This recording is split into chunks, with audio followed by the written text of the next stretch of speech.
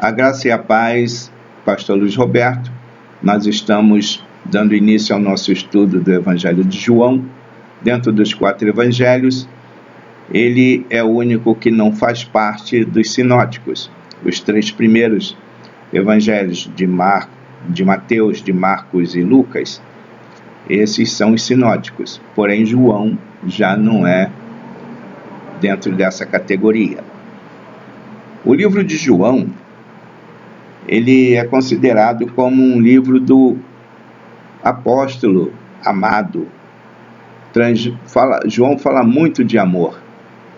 E João tem um modo também muito carinhoso de tratar os irmãos, tratar a igreja, tratar aqueles a quem ele se dirige. As verdades profundas com respeito ao Salvador do mundo, ele transmite de uma maneira muito singular.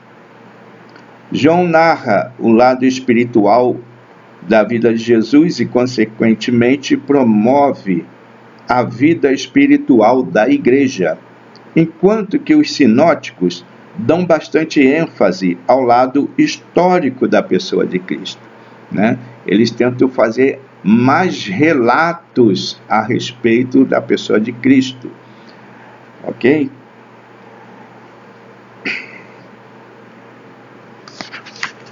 Vamos caminhar. Quanto ao autor, a pessoa de João, autor do Evangelho de João, ele era filho de Zebedeu e irmão de Tiago.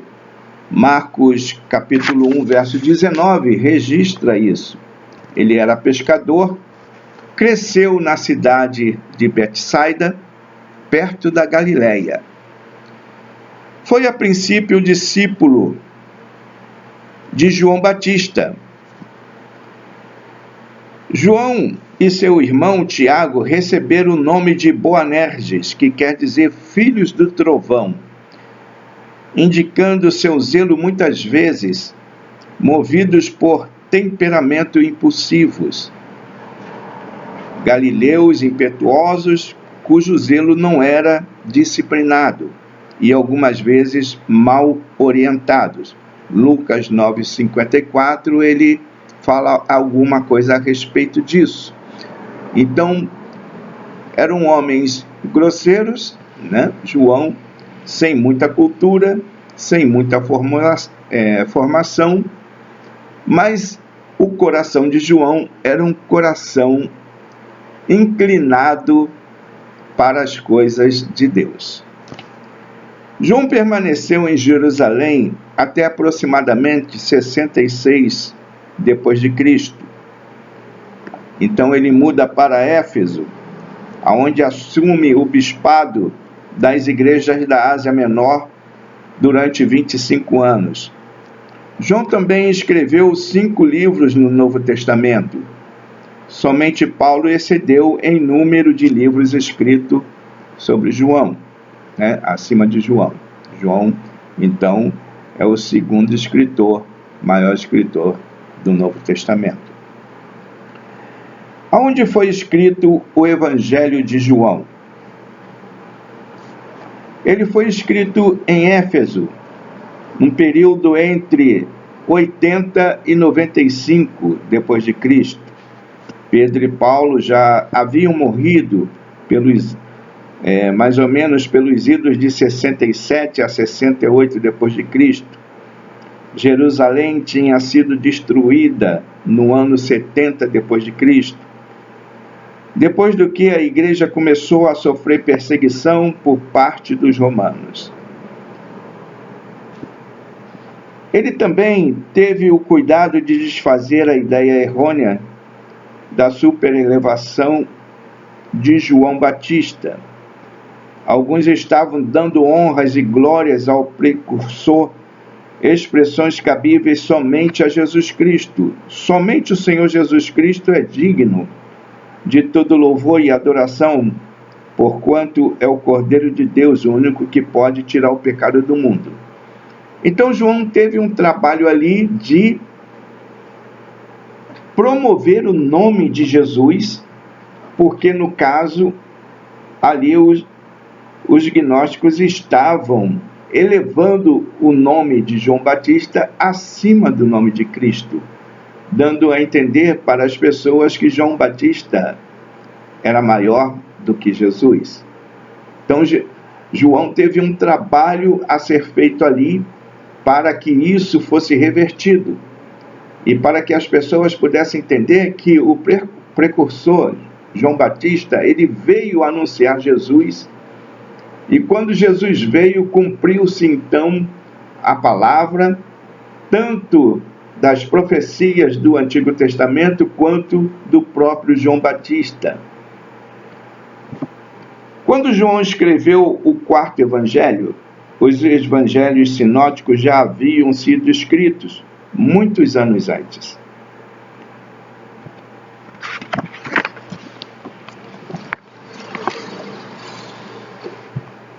O autor que escreveu para os crentes, para a igreja de um modo geral, usou palavras simples, vocabulário simples, todavia fez do seu livro a composição mais profunda.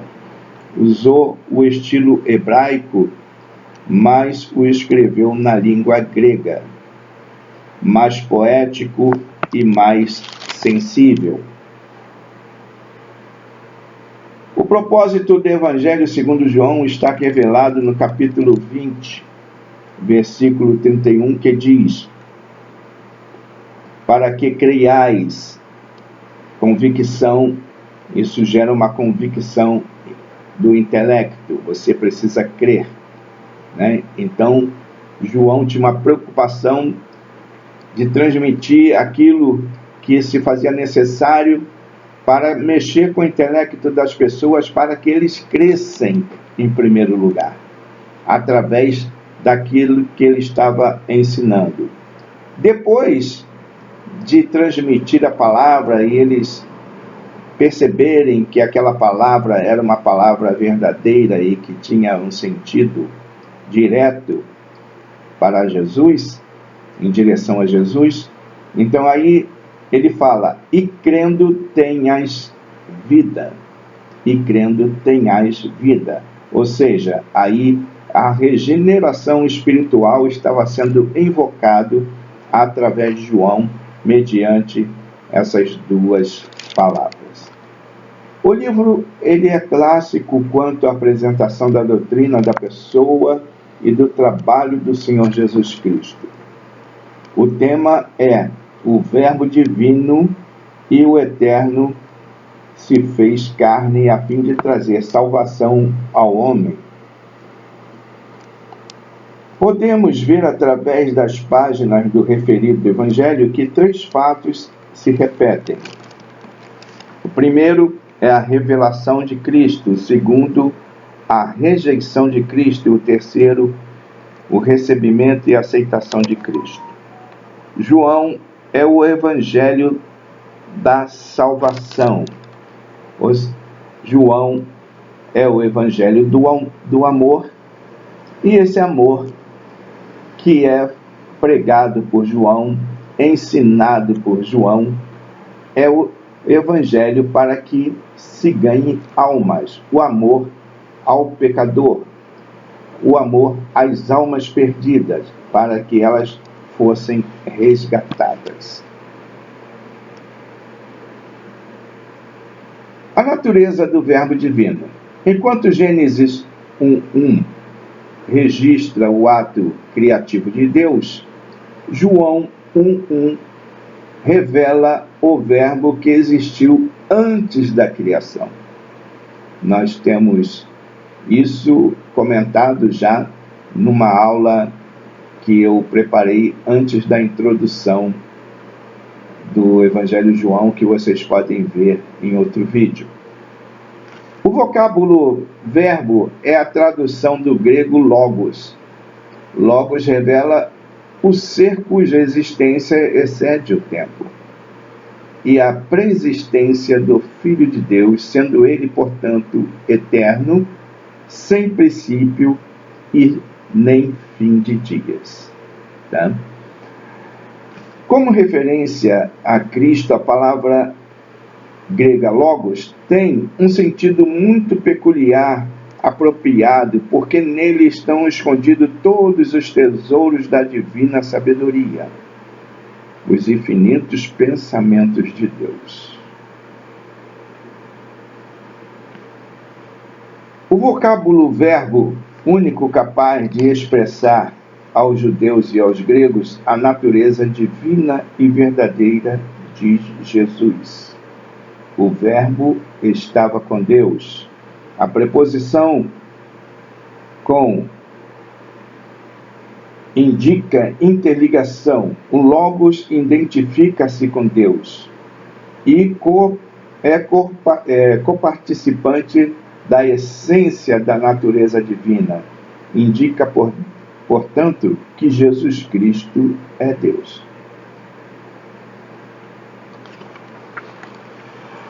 A manifestação do Verbo divino.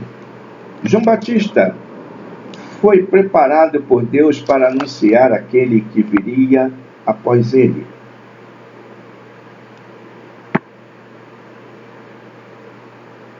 Aquele em quem estava a luz verdadeira que alumia a todo homem que vem ao mundo. João 1:9. O evangelista registra então, nos versículos 10 e 11, Jesus Cristo, a luz, rejeitado, mas logo a seguir, nos versos 12 e 13, registra a luz recebida e os efeitos de tal recepção. Em João 1,14, o Verbo, que no princípio estava com Deus, tornou-se homem. O Verbo eterno é agora identificado como o Cristo manifesto na história. João, capítulo 1, de 15 a 34, encerra o testemunho de João Batista. O testemunho de João Batista é dado segundo os versículos 7, 15, 19, 32 e 34, no primeiro capítulo, que disse ele. Primeiro, Jesus é a luz dos homens. Segundo, quem veio depois de João era antes dele, ou seja, Jesus. Ele mesmo, no caso João Batista, não é o Cristo. Ele, João Batista, era apenas uma voz, um canal, um transmissor, um precursor, aquele que veio preparar o caminho. Próximo. Jesus é infinitamente mais digno do que ele, ou seja, mais do que João Batista, no verso 27. Também, Jesus é o Cordeiro de Deus, versos 36. E também o Espírito desceu sobre Jesus. E também Jesus é o Filho de Deus. João 1,29 registra a mensagem que ardia no coração de João Batista e que com grande ênfase ele proclamou ao povo: eis o Cordeiro de Deus que tira o pecado do mundo. Então esse precursor está apontando Cristo como sendo o Salvador de toda a humanidade. O homem por si mesmo, por suas próprias vontades, atitudes ou prerrogativas, não pode transformar-se em filhos de Deus. Ninguém, através do seu poder e de sua vontade, pode conquistar o reino de Deus. Somente Deus pode conceder tamanho privilégio ao homem. Isto faz de João, capítulo 1, verso 14, um dos versículos mais amados das Escrituras. E vimos a sua glória. Afirmação gloriosa. Nela se condensa a esperança do pecador. A glória de Jesus proveniente da sua filiação com o Pai eterno, e que seria revelada aos fiéis, não seria manifesta somente em majestade e poder, no conceito do Antigo Testamento, mas também em graça e verdade. Atributos que caracterizam o Verbo encarnado e que correspondem espiritualmente à vida e luz do Verbo eterno.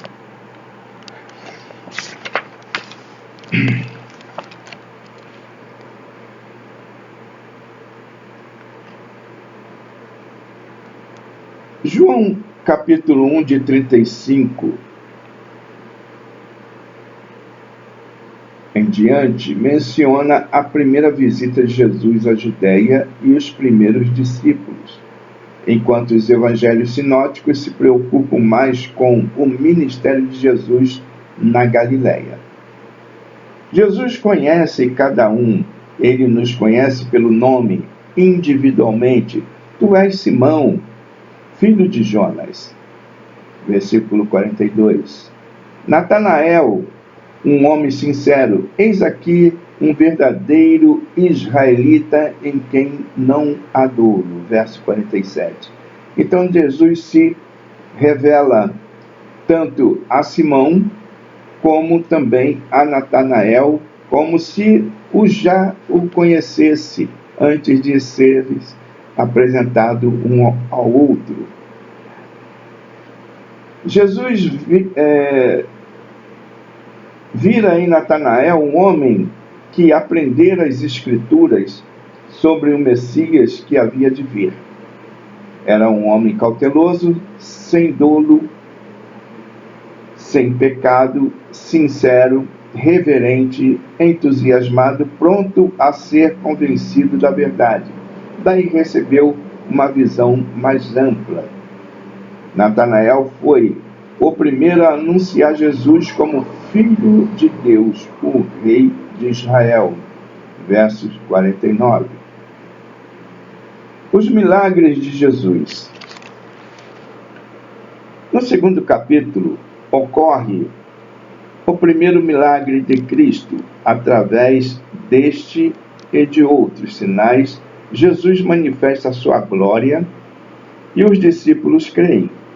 Sinais no Evangelho segundo João são obras poderosas ou milagres que atestam a filiação divina do Senhor Jesus. Os 4 evangelhos registram 35 milagres de Jesus. No Evangelho segundo João, destacamos 8, 2 dos quais são também registrados nos sinóticos. Que são os seguintes. Primeiro, a água transformada em vinho. Capítulo 2, de 1 a 11. O segundo, a cura do filho de um oficial do rei, capítulo 4, de 46 a 54. Terceiro, a cura do paralítico de Betesda, capítulo 5, de 1 a 9. O quarto, a multiplicação dos pães e peixes, versos 6, de 1 a 13. O quinto, Jesus andando sobre o mar, capítulo 6, de 16 a 21. O sexto, a cura de um cego de nascença, capítulo 9, de 1 a 41. O sétimo, a ressurreição de Lázaro, capítulo 11, de 1 a 45. E o oitavo, o milagre da grande pesca, capítulo 21, de 1 a 14. Em João 3, temos o âmago de seu evangelho. Sem derramamento de sangue, não há expiação de pecado. Não poderia haver outra maneira, e Jesus sabia que sua morte e o derramamento do seu sangue seriam inevitáveis, ou o plano do Pai perderia o sentido. Deparamos em João 3:2 com o encontro de Jesus com um príncipe dos judeus, Nicodemos. Desse encontro resultaram as palavras enfáticas de Jesus: aquele que não nascer de novo não pode ver o reino de Deus. Verso 3. A única coisa que tem produzido novidade na vida em seres humanos é a revelação de Deus em Cristo, segundo a sua palavra, operando eficazmente pelo Espírito Santo. Vem então, no versículo 30, o Espírito do verdadeiro servo de Deus. É necessário que ele cresça e que eu diminua.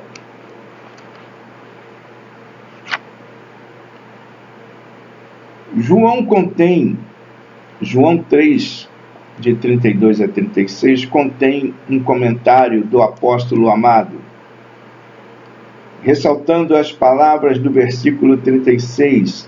Queremos considerar a frase comentada no tempo presente do indicativo.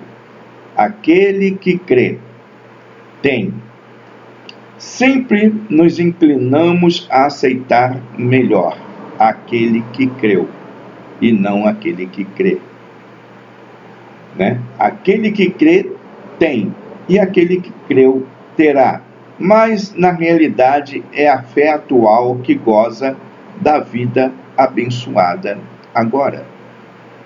Então, aquele que crê, ele tem. Ele já toma posse antecipadamente. Nós vamos parar aqui e vamos dar continuidade no próximo estudo, na próxima aula, em nome de Jesus. Obrigado pela atenção de vocês, que Deus abençoe e até lá.